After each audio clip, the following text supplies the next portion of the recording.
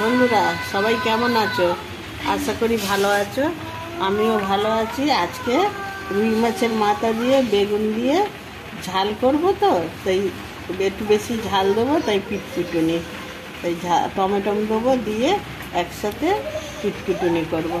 তোমার রুই মাছের মাথার মধ্যে বন্ধুরা দেখো লবণ আর হলুদ মাখিয়ে নেবো, এই যে ভালো করে।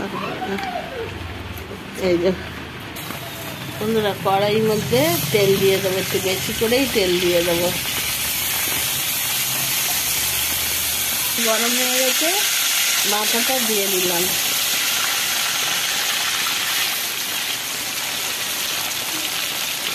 দেখো আকাশে এত মেঘলা করেছে, বৃষ্টি রান্না করছি, আমি বৃষ্টিতেই ভিজে যাচ্ছি।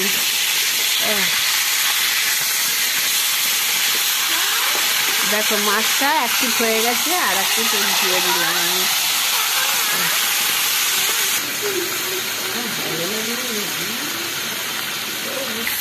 বন্ধুরা দেখুন, দেখো মাছগুলো মাথাগুলো ভাজা হয়ে গেছে, এবার আমি তুলে নিচ্ছি। হাওয়া হচ্ছে জোরে, আগুনটা চারিদিকে হচ্ছে, ওই জন্য মধ্যেই পেঁয়াজ কুচি দিয়ে দিলাম। পেঁয়াজটা আমার লাল লাল হয়ে গেছে, এবার একে একে আমি সব মশলা দিয়ে দেবো। হলুদ গুঁড়ো দিয়ে দিলাম, ধনে জিরে মরিচের গুঁড়ো দিয়ে দিলাম, লবণ দিয়ে দিলাম। এবার সামান্য একটু জল দেবো।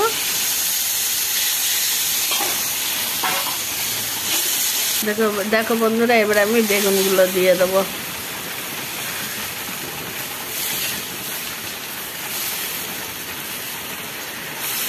এবারে কটা চেরা কাঁচা লঙ্কা দিয়ে দেবো, কটা চেরা কাঁচা লঙ্কা দিয়ে দিলাম।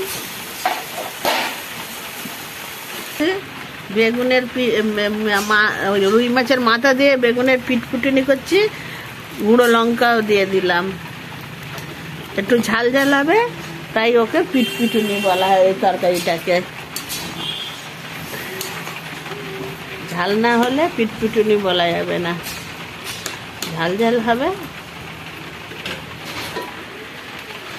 ঢাকাটা দিয়ে দিলাম।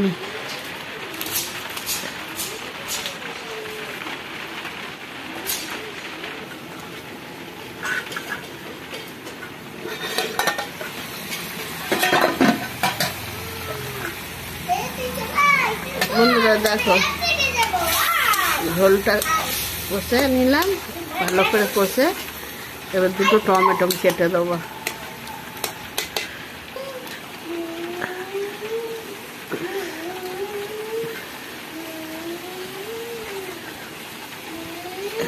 এবার আমি টমেটো আর বেগুন ভালো করে কষিয়ে নেব। এই দেখো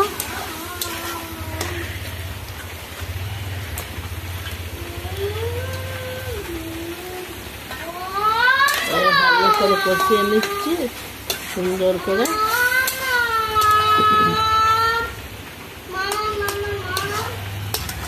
এইভাবে ভালো করে কষিয়ে নেব।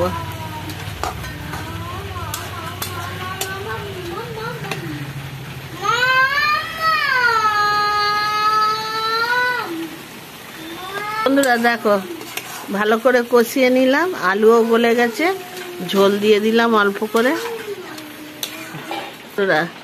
দেখো ঝোল ফুটে গেছে, এবার আমি মাছের মাথাগুলো দিয়ে দেবো।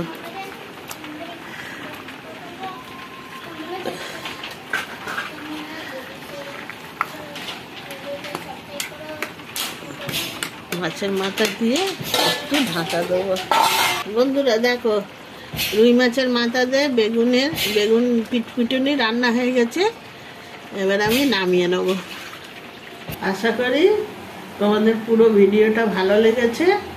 এই তরকারিটা রান্না করে একতলা ভাত খেয়ে কমেন্টে জানাবে কেমন লেগেছে। তোমরা ভালো থাকো, সুস্থ থাকো।